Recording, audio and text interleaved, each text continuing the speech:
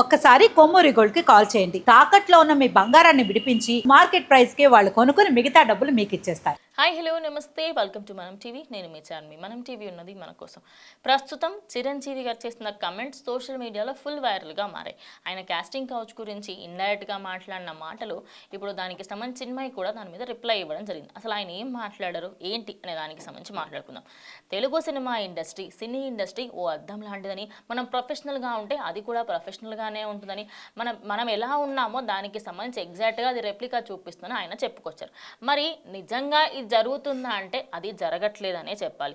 ఎందుకంటే సినీ ఇండస్ట్రీలో స్థాయిని బట్టి వాళ్ళకి ఇచ్చే గౌరవం అనేది ఉంటుంది. సీనియర్ యాక్టర్స్కి ఇచ్చే గౌరవం వేరే రకంగా ఉంటుంది, ఇప్పుడు ఇచ్చే వాళ్ళకి వేరే రకంగా ఉంటుంది. మరి ఆయన చెప్పిన వాటిలో ఇప్పుడు ఎవరైనా స్ట్రిక్ట్గా ఉన్న హీరోయిన్ని, ఏదైనా చాలా కోపంగా ఉన్న వాళ్ళకి సంబంధించి ఎవరైనా దగ్గరికి రావడానికి భయపడుతూ ఉంటారు. సేమ్ వేలో ఇప్పుడు చిన్మయికి సంబంధించి కూడా తాను చేసిన కామెంట్స్లో సినిమా ఇండస్ట్రీ అసలు అద్దం లాంటిది కాదని, అందులో ఏదైతే జరుగుతుందో ఈ కాస్టింగ్ కావచ్చు ఇవన్నీ కూడా డే బై డే ఇంక్రీజ్ అవుతున్నాయి, కానీ ఎక్కడా కూడా తక్కువ అయ్యే ఛాన్స్ లేదని ఆమె అయితే చెప్పుకొచ్చింది. ఇక అదే కాకుండా సినిమా ఇండస్ట్రీలో ఒకరికి జరిగింది మరొకరికి జరగదని, మీటూ మూమెంట్స్ లాంటివి ఇందుకోసమే వచ్చాయని కూడా మెన్షన్ చేసింది.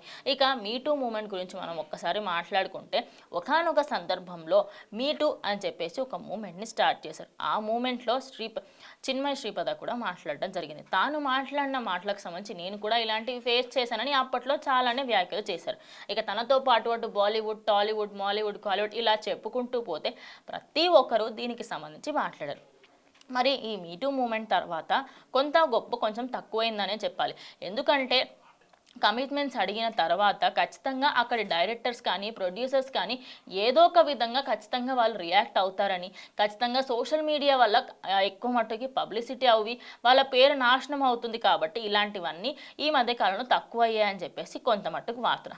కానీ ఇన్ రియాలిటీలో మనం మాట్లాడుకుంటే ఏదైనా ఒక అమ్మాయి సినీ ఇండస్ట్రీలోకి రావాలి అనుకుంటే నువ్వు కమిట్మెంట్ ఇవ్వు, సరిపోతుంది. నెక్స్ట్ సినిమాకి నీకు ఆపర్చునిటీ నేనే ఇస్తాను, లేదు అంటే పలానా సినిమాకి సంబంధించి నేను నెక్స్ట్ ఇంకో సినిమా చేస్తున్నాను, అందులో నువ్వే హీరోయిన్వి, అందులో నీకే సైడ్ రోల్ అన్నట్టుగా కూడా మాట్లాడుతూ ఉంటారు. మరి ఇవన్నీ ఒకానొక సందర్భంలో లేవా అంటే, చిరంజీవి గారు సినిమాలు చేసిన టైంలో హీరోయిన్లకు పాత్ర ఉండేది. హీరోయిన్లకి సంబంధించి కథ వాళ్ళ కోసం సృష్టించేవాళ్ళు. అందులో ఏదో నామకే వాస్తే ఉన్నారా అంటే ఉన్నారు అన్నట్టుగా ఉండకపోయింది. కానీ ఇప్పుడు హీరోయిన్ల పాత్ర తీసేసి ఆ ప్లేస్లో ఒక ల్యాంప్ని పెట్టినా, ఆ ప్లేస్లో ఒక కాగితంని పెట్టినా కూడా ఆ కాగితంకి ఎక్కువ విలువ ఉంటుంది. అంటే పాత్రలకి సంబంధించి చూసుకుంటే అసలు ఎక్కడా కూడా పాత్రలకి ఒక ఐడెంటిఫికేషన్ లేదు, ఒక సంబంధం ఉండదు. ఏదో అలా వచ్చిపోతుంది, రావమ్మ మెరుపుతీగా అన్నట్టు వచ్చి వెళ్ళిపోతుంటారు.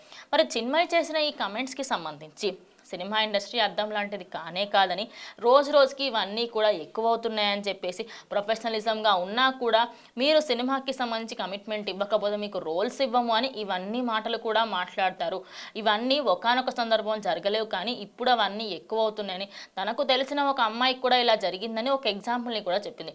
ఇక ఆ ఎగ్జాంపుల్ గురించి మనం ఒక్కసారి మాట్లాడుకుంటే, తాను చెప్పిన మాట ఏమిటి అంటే, ఎగ్జాంపుల్లో తాను ఒక సింగర్ తనకు వచ్చి చెప్పిందంట, ఒక హెడ్ తనని అసభ్యకరంగా మాట్లాడడము, ఇష్టం వచ్చినట్టు హెరాస్ చేస్తూ ఉండడంతో అక్కడే ఉన్న సింగింగ్ బూత్లోకి వెళ్ళి గొల్లెం పెట్టేసుకొని వెక్కి వెక్కి ఏడ్చిందట. ఏడ్చిన తర్వాత కొద్దిసేపటికి ఇంకెవరికో కాల్ చేస్తే ఆ వ్యక్తి వచ్చి తన డోర్ తీయమని చెప్తే అప్పుడు డోర్ తీసి ఇంకా రంగానికి సంబంధించి దూరంగా ఉందట.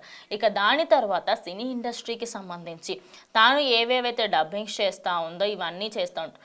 ఒక మంచి గాయకుడు, ఆయన ఒక గొప్ప సింగర్, అలాంటి ఒక వ్యక్తి అసభ్యకరమైన ఫోటోలను, వీడియోలను తనకు షేర్ చేసేవాడని, అందుకోసమని దాని తర్వాత నేను కూడా సినీ ఇండస్ట్రీలో పనిచేయడం తక్కువ చేశానని కూడా చెప్పుకొచ్చారు.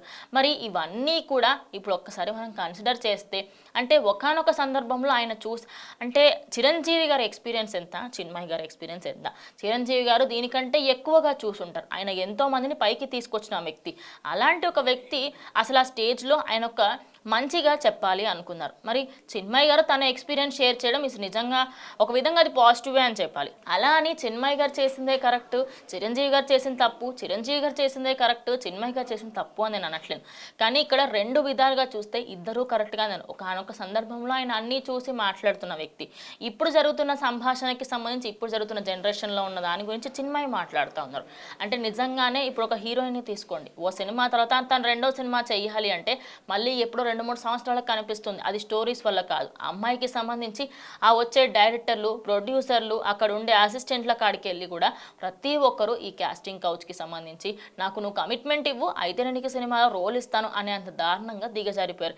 ఇక ఆ అమ్మాయి కాస్త బోల్డ్గా కనిపిస్తే చాలు, ఆ బోల్డ్నెస్ని అడ్డు పెట్టుకొని నువ్వు ఖచ్చితంగా కొంచెం బోల్డ్గా ఉన్నావు కదా, మరి ఇలాంటి సీన్స్ చేయొచ్చు కదా, అలా చేయొచ్చు కదా అని చెప్పేసి ఇంకా వాళ్ళని రెచ్చగొడుతూ ఉంటారు. మరి ఈ మధ్య కాలంలో ఇవన్నీ చాలా ఎక్కువయ్యాయి. ఇక మీటూ మూమెంట్స్ ఇంకా ఇవన్నీ ఎన్నో ఫ్యూచర్లో కూడా ఎక్కువ అవుతాయి. మరి ఇద్దరిలో ఎవరిది కరెక్ట్ అనుకోవాలి?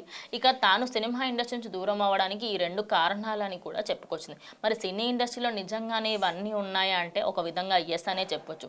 కానీ ఆయన దేని గురించి మాట్లాడుతున్నారు, ప్రొఫెషనలిజంగా ఉంటే ఖచ్చితంగా వాళ్ళు మన దగ్గరికి రారు అంటున్నారు. ప్రతి ఇండస్ట్రీలో ఇలాంటివన్నీ ఉంటాయి. స్ట్రిక్ట్గా ఉన్నంత మాత్రాన కొంత గొప్ప మార్పులు ఉంటాయి. కానీ అందరూ అంటే కొంతమంది నీచులు ఉంటారు అనమాట. వాళ్ళు మీరు ఎంత చండాలంగా ఉన్నా వీరు దానికి సంబంధించి అందులో అందంకి సంబంధించి వాడికి దేని గురించి ఉండదు. నీకు అవసరం ఉన్నంత వరకు వాడిని అవసరాన్నే క్యాచ్ చేసుకుంటూ ఉంటారు. సో ప్రజెంట్ ఇండస్ట్రీకి సంబంధించి ప్రతి ఇండస్ట్రీలో ఇంతే ఉంటుంది, ఇంక్లూడింగ్ ఎవ్రీ సింగిల్ ఇండస్ట్రీ. మనం పనిచేసే ప్రతి ఒక్క దగ్గర దరిద్రులు అనే వాళ్ళు ఉంటారు. అది అమ్మాయిల సైడ్ నుంచి ఖచ్చితంగా మనం స్టాండ్ తీసుకొని ఇంకా జాబ్ మానేయడమా, లేకపోతే వాడిని చెల్లుమని కొట్టి వాడి జీవితాన్ని నడి రోడ్డుకి తీసుకొచ్చి వాడిని జైలుకి పంపించడమా అనేది మన మీద ఆధారపడి ఉంటుంది. సో ప్రజెంట్ వీళ్ళిద్దరి కమెంట్స్లో మీరెవరికి సపోర్ట్ చేస్తారో ఖచ్చితంగా కమెంట్ చేయండి. ఇది ఇవాళ వీడియో, ఇంకో వీడియోతో మళ్ళీ కలుస్తాం.